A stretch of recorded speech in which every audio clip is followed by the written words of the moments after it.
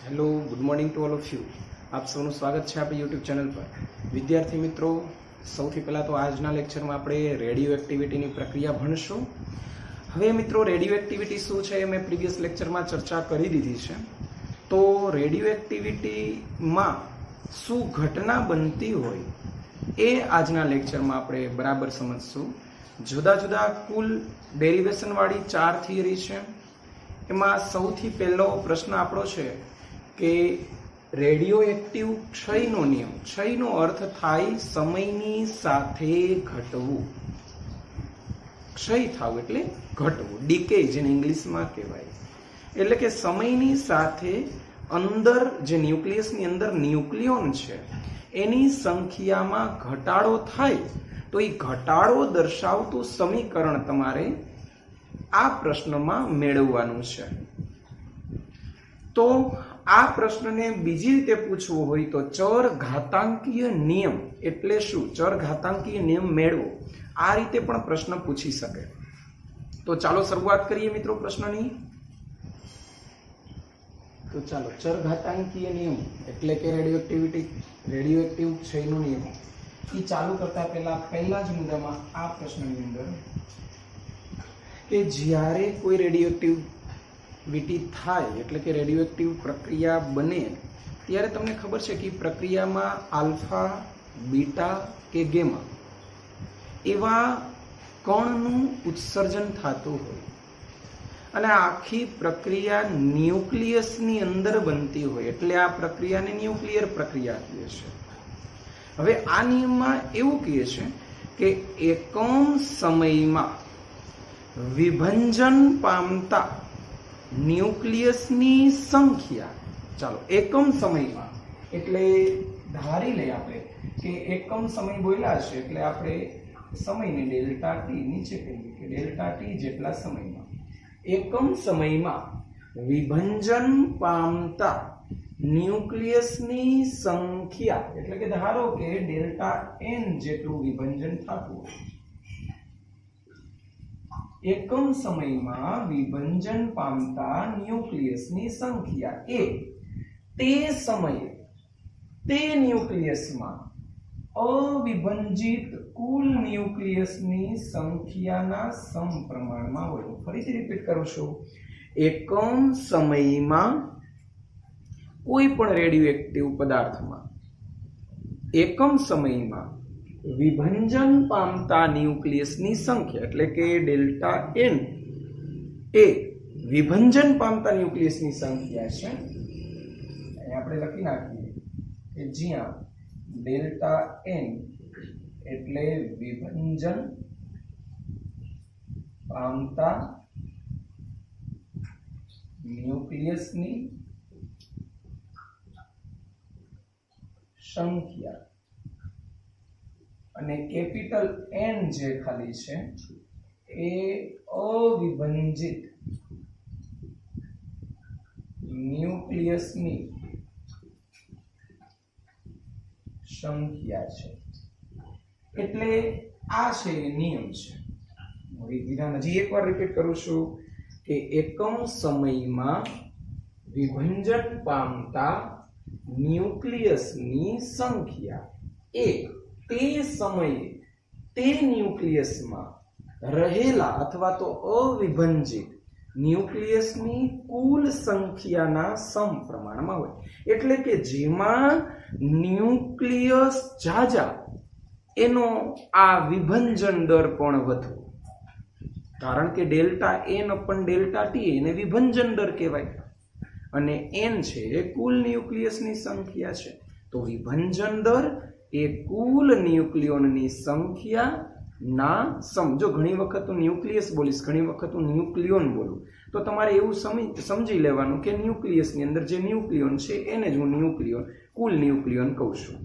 જેમ કે એલ્યુમિનિયમ 1327 હોય તો એમાં 27 ન્યુક્લિયોન હોય, એવી રીતે. તો એકમ સમયમાં વિભંજન પામતા ન્યુક્લિયસની સંખ્યા એ તે સમયે કુલ ન્યુક્લિયસના સંખ્યાના સમપ્રમાણમાં છે. હવે આ જે છે એ ચલે છે કાઢીને એક અચળાંક મેં મૂકી દીધો. ધારો કે delta n upon delta t is equal to lambda into n.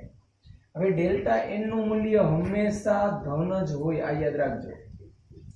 Delta n નું મૂલ્ય હંમેશા ધન, કારણ કે સંખ્યા છે, વિભંજન પામતા ન્યુક્લિયસની સંખ્યા, એટલે એ ધન છે.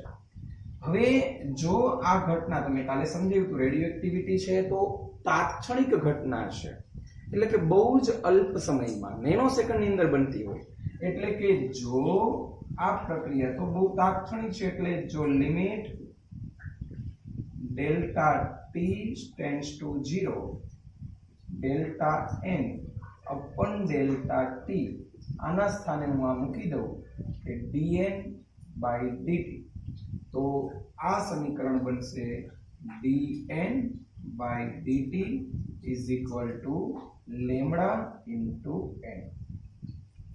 હવે સમયની સાથે ધારો કે વિભંજન થવું એટલે ઘટવું, ક્ષય થવું, તો સમયની સાથે વિભંજિત ન્યુક્લિયસની સંખ્યામાં વધારો થશે, પણ અવિભંજિત ન્યુક્લિયસની સંખ્યામાં શું થશે? ઘટાડો. કારણ કે ધારો કે તમારી પાસે એક બબલ્સ ભરેલું એક બાઉલ છે અને એને તમે જેવું ખુલ્લું મૂકશો એટલે એમાંથી બબલ્સ છે એ ધીમે ધીમે બહાર નીકળશે. તો આ જે બહાર નીકળે છે ને એ ઘટનાને વિભંજન કહેવાય, અને આ બહાર નીકળેલા બબલ્સને આપણે વિભંજિત ન્યુક્લિયસ કહેશું, અને અંદર રહેલા જે છે એને આપણે અવિભંજિત ન્યુક્લિયસની સંખ્યા કહેશું. તો બાઉલની અંદરથી ધીમે ધીમે આ બબલ્સ નીકળે છે એટલે અવિભંજિત ન્યુક્લિયસની સંખ્યા ઘટે છે અને વિભંજિત ન્યુક્લિયસની સંખ્યા વધે છે. એટલે dn બાય dt ની આગળ મેં માઇનસ મૂકી દઉં તો, અને ઈ માઇનસ અહીંયા મૂકું તોય ચાલે, એટલે minus lambda into n. Minus શું કામ મૂક્યું છે એનું કારણ અહીં બાજુમાં લખું છું કે અહીં ઋણ નિશાની સમયની સાથે અવિભંજિત ની સંખ્યામાં ઘટાડો દર્શાવે છે. ઓકે, તો હવે dn by dt is equal to minus lambda n. હવે મારે ચર ઘાતાંકીય નિયમ બનાવવો હોય તો n વાળા પદને આ બાજુ ભેગા કરો, t વાળા પદને આ બાજુ ભેગા કરો, બંને બાજુ સંકલન લઈ લો તો dn બાય n સંકલન આવે એટલે લિમિટ આવે, n ની સાપેક્ષમાં કરો છો એટલે પ્રારંભિક સંખ્યાને હું n0 કહું છું, અંતિમ સંખ્યાને હું n કહું છું, માઇનસ લેમડા ક્ષય નિયતાંક કહેશું આપણે, લેમડાને આપણે કહેશું ક્ષય નિયતાંક. ઓકે, લેમડાને ક્ષય નિયતાંક કહેશું. બંને બાજુ સંકલન કર્યું એટલે અહીંયા dt, અહીંયા n0 એટલે કે t બરાબર 0, પ્રારંભિક સમય 0 થી t. ચાલો dn બાય n એટલે 1/n નું સંકલન થાય ln n. ચાલો હવે લિમિટ મૂકશું n0 થી n is equal to minus lambda, dt નું સંકલન થયું t 0 થી t. ચાલો હવે લિમિટ આપણે મૂકીએ, લિમિટ આપણે આ રીતે મૂકશું, એક વખત અપર લિમિટ એટલે ln n minus lower limit એટલે n0 is equal to minus lambda, t ના સ્થાને t માઇનસ t ના સ્થાને 0, એટલે અહીંયા આવી ગયું માઇનસ લેમડા ઇન્ટુ t. આ બે લોગની બાદબાકી એટલે લોગનો શું કહી શકાય? ભાગાકાર, એટલે n અપન n0. ચાલો આ n અપન n0 અહીંયા રાખ્યું, ln કાઢવું હોય તો સામેનું પદ e બની જાય, અને એક્સપોનેન્શિયલ કહેવાય. આ n બરાબર n0 e minus lambda t, આને કહેવાય ચર ઘાતાંકીય નિયમ. આ સંખ્યા છે, એવી રીતે દળના સ્વરૂપમાં કહીએ તો m બરાબર m0 e minus lambda t. Clear? તો દળ સંખ્યા બંનેના સૂત્ર એક સરખા જ છે. આ ચર ઘાતાંકીય નિયમની થિયરી પૂરી. આ એક પ્રશ્ન 2 માર્ક્સમાં પૂછાય છે, ખૂબ જ IMP પ્રશ્ન છે મિત્રો. હવે આ સંબંધ જે તમે મેળવો ચર ઘાતાંકીય વિધેય n બરાબર n0 e minus lambda t, આ જે છે સમીકરણ એ ગાણિતિક સમીકરણ કહેવાય. એને આલેખના સ્વરૂપમાં રજૂઆત કરો અને આલેખ સમજાવો. હવે આલેખ બનાવવાનો છે અવિભંજિત ન્યુક્લિયસની સંખ્યા વિરુદ્ધ સમયનો, એટલે કે સમયની સાથે તમે જાણો છો કે અવિભંજિત ન્યુક્લિયસની સંખ્યામાં ઘટાડો થાય, અને આ ઘટાડો ચર ઘાતાંકીય વિધેય સ્વરૂપે થાય છે. તો એનો ગ્રાફ કેવી રીતે બને? તો મેં શરૂઆતમાં લખ્યું કે પ્રારંભિક સમય એટલે કે t બરાબર જ્યારે 0, t સમયને x અક્ષ ઉપર લીધો છે, અવિભંજિતની ન્યુક્લિયસની સંખ્યાને y યામ ઉપર લીધેલું છે. એટલે આ ગ્રાફ થયો અવિભંજિત સંખ્યા વિરુદ્ધ સમયનો. પ્રારંભિક સંખ્યા 0 સમયે ફૂલ ભરેલું છે ન્યુક્લિયસ, એટલે પ્રારંભિક સંખ્યાને મેં n0 વડે દર્શાવ્યું છે. 0 સમય સંખ્યા n0 છે મહત્તમ. હવે t1 જેટલા, આ τ1 શું છે આપણે હમણાં ચર્ચા કરીએ, જેને આપણે અર્ધાયુષ્ય સમય કહેશું. એક τ1 જેટલો સમય થયો ત્યારે એ અવિભંજિત ન્યુક્લિયસની સંખ્યા અડધી થઈ ગઈ, એટલે કે n0 હતી એની અડધી n0/2. અને આ જે છે આના ઉપરથી એની વ્યાખ્યા મળી જાય કે જે સમયગાળા માટે અવિભંજિત ન્યુક્લિયસની સંખ્યા અડધી બને તે સમયગાળાને તે તત્વનો અર્ધ આયુષ્ય સમય કહે છે. આ યાદ રાખજો, અર્ધાયુની વ્યાખ્યા હું બોલ્યો, ફરીથી રિપીટ કરું છું કે જેટલા સમયગાળામાં કોઈ તત્વમાં અવિભંજિત ન્યુક્લિયસની સંખ્યા અડધી બને તે સમયગાળાને તે તત્વનો અર્ધાયુષ્ય સમય કહે છે. તો આ અર્ધાયુષ્ય સમયને આપણે τ1 વડે દર્શાવશું. પ્રથમ અર્ધાયુષ્ય સમયે n0/2 થયું, પછી બીજો અર્ધાયુષ્ય સમય થયો એટલે આની અડધી થઈ, આની અડધી એટલે n0/4, એટલે n0/4 થવા માટે 2τ1. એવી જ રીતે આની અડધી એટલે n0/8 થવા માટે 3τ1, n0/16 થવા માટે 4τ1. તો આ બે વચ્ચેનો કંઈક ચોક્કસ સંબંધ મળે છે. એ સંબંધ આવું કહી શકાય જોઈએ. ચાલો, અહીંયા n0/2 આવે છે તો અહીંયા 1τ1 આવે છે, એટલે કે n0/4 આવે છે તો અહીંયા 2τ1 આવે છે, એટલે કે n0/2n લેતા જઈએ, એટલે કે 2 ની 1 ઘાત, 2 ની 1 ઘાત, તો n0/2 તો અહીંયા 1t1 આવે. 2 ની 2 ઘાત કરો તો n0/4 આવે છે, એટલે કે આગળ τ1 ની આગળ જે છે એને હું n કહી શકું. તો આ સંબંધ આ રીતે મળે છે, t n × τ1, જ્યાં n t/τ1. આ સંબંધ કામ લાગશે, યાદ રાખજો. અવિભંજિત ન્યુક્લિયસની સંખ્યા કોઈ પણ સમયે તમને શોધવાનું કે અર્ધાયુષ્ય સમય આપ્યો હોય તો સીધું અહીંયા સૂત્ર છે n બરાબર n0/2n, જ્યાં n t/τ1. તમને એમ કે 3τ1 અવિભંજિતની સંખ્યા કેટલી હશે? તો અહીંયા n ના સ્થાને તમે 3 મૂકી દો. આ સૂત્રની અંદર t બરાબર 3τ1 બોલ્યા એટલે n બરાબર 3, તો 2 નો ઘન એટલે n0/8 થઈ જશે. 3τ1 n0/8 સંખ્યા મળે છે. આ અવિભંજિત ન્યુક્લિયસની સંખ્યા મળી. તો હવે તમને એમ કે વિભંજિત ન્યુક્લિયસની સંખ્યા શોધો, તો જે કુલ હોય એમાંથી આ બાદ કરશું. એટલે હવે આપણે અલગ જ એક આખું કોષ્ટક બનાવીને સમજાવીએ. તો ધ્યાન આપજો.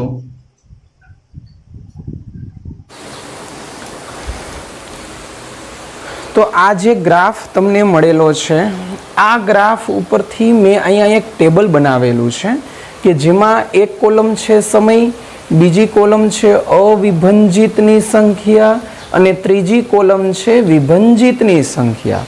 આપ સૌ જાણો છો મિત્રો કે વિભંજિતની સંખ્યા એ કુલ સંખ્યામાંથી અવિભંજિતની સંખ્યા બાદ કરો એટલે એટલું વિભંજન થયું હોય, એટલે કે આ બંનેનો સરવાળો કરવાથી કુલ સંખ્યા જે n0 આપણે ધારેલી હતી એના ઇક્વલ મળે.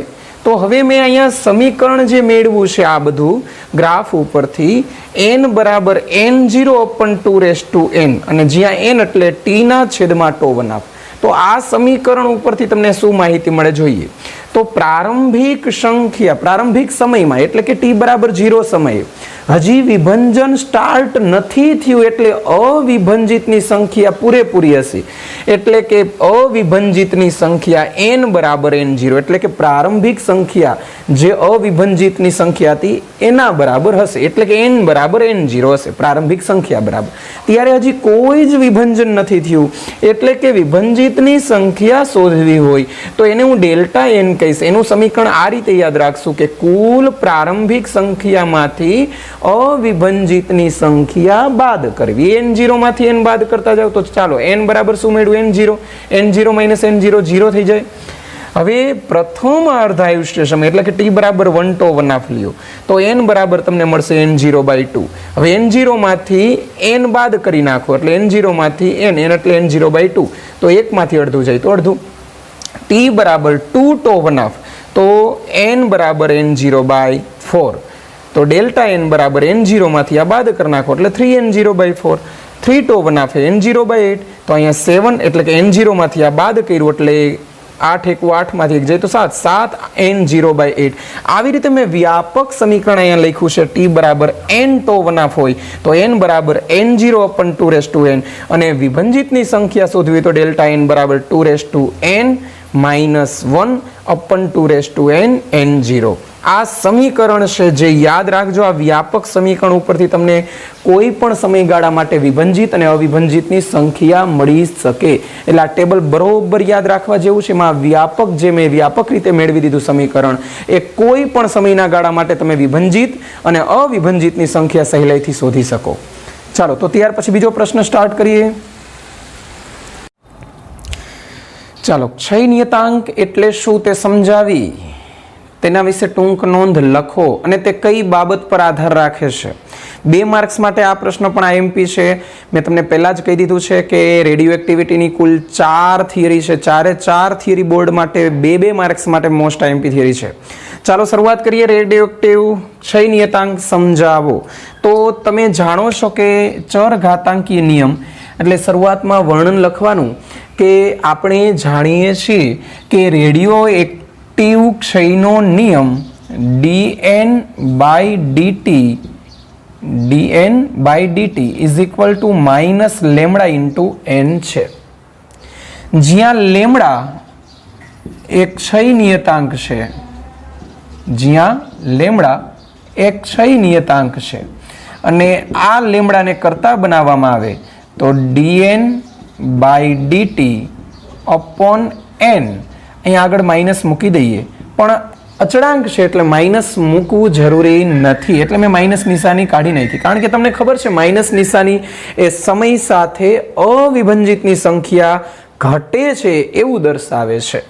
એટલે આ dn/dt જેને આપણે કહેશું વિભંજન દર અને છેદમાં n છે, n એટલે અવિભંજિત ન્યુક્લિયસની कुल संख्या। चलो रेडी। चलो तो आ तमने लेमडानु सूत्र बन्यु तो हवे आना उपरथी हूँ व्याख्या बनावीश के कोई तत्व मां रहेला अविभंजित न्यूक्लियस जे छे एनु विभंजन थाय तो एकम समय में थता आ विभंजननी संख्याने विभंजन दर कहेवाय अने विभंजन दर अने कुल न्यूक्लियसनी संख्याना गुणोत्तरने आपणे क्षय नियतांक लेम्डा कहेशुं। हवे बीजी आटलुं समजावा जाय पछी बीजो मुद्दो तमारे लखवानो के जेनो लेम्डा वधु एनो विभंजन दर पण वधु एटले विभंजन दर पण वधु अने आवा तत्वने अल्पजीवी कहेशुं। जेनो लेम्डा मोटो एनो विभंजन दर जेनो लेमड़ा नानो हशे एनो विभंजन दर ओछो हशे। विभंजन दर ओछो एटले प्रक्रिया धीमी हशे एटले ई तत्व दीर्घजीवी हशे।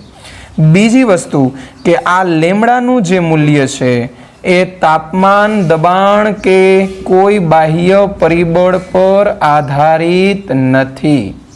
ચાલો આટલું યાદ રાખવાનું છે। અહીંયા 2 માર્ક્સનો પ્રશ્ન પૂરો થાય છે। આ ક્ષય નિયતાંક હવે એના એકમની ચર્ચા કરી દે કે ભાઈ લેમ્ડાનો એકમ વિભંજન દર છે, એનો એકમ થાય dn/dt। dn/dt એટલે સંખ્યા ના છેદમાં સમય, સંખ્યાનો કોઈ એકમ ન હોય એટલે પ્રતિ સેકન્ડ। જ્યારે અવિભંજિત ન્યુક્લિયસની સંખ્યાનો કંઈ એકમ ન હોય એટલે dn/dt વિભંજન દરનો જે એકમ હશે એ જ લેમ્ડાનો એકમ હશે। એટલા માટે ક્ષય નિયતાંકનો એકમ છે એના વિભંજન દરનો એકમ તમને ખબર છે પ્રતિ સેકન્ડ એટલે લેમ્ડાનો એકમ થશે સેકન્ડ ઇન્વર્સ। એનું પારિમાણિક સૂત્ર થશે t-1।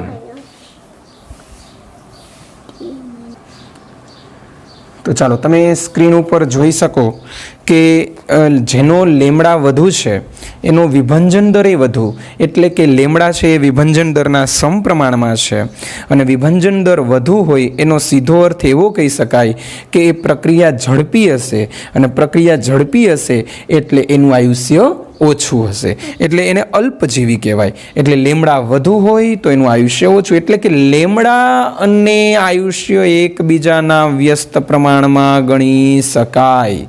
આ યાદ રાખવા જેવો મુદ્દો ગણી શકાય. હવે જેનો લેમડા નાનો છે એનો વિભંજન દર ઓછો હશે, અને વિભંજન દર ઓછો હોય એ પ્રક્રિયા ધીમી હોય, પ્રક્રિયા ધીમી હોય એટલે એનું આયુષ્ય વધારે હોય, દીર્ઘજીવી કહેવાય. હવે ત્યાર પછીનો મુદ્દો કે આ જે લેમડા છે ક્ષયનિયતાંક, એનું મૂલ્ય તાપમાન, દબાણ કે કોઈ બાહ્ય પરિબળ ઉપર આધાર રાખતું નથી. એટલે કે ચુંબકીય ક્ષેત્ર, વિદ્યુત ક્ષેત્ર, તાપમાન, દબાણ એવા કોઈ પરિબળ ઉપર આધાર રાખતું નથી. ચાલો, અહીંયા 2 માર્ક્સની બીજી થિયરી પૂરી થઈ ગઈ.